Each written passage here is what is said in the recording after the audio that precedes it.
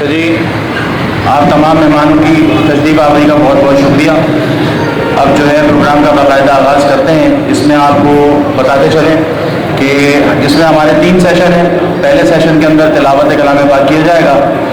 उसके बाद तिलावत के बाद ना तिलावत के बाद करनी है।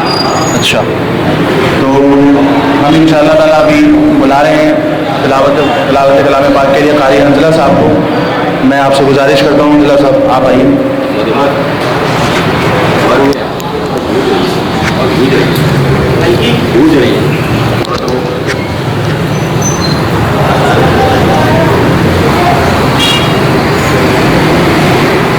أعوذ بالله من الشيطان الرجيم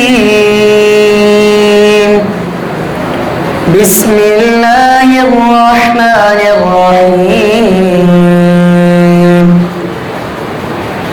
ألم نشرح لك صدرك ووضعنا عنك وزرك الذي أنقض ظهرك ورفعنا لك ذكرك فإن مع العسر يسرا إن مع العسر يسرا فإذا فرغت فانصب وإلى ربك فارغب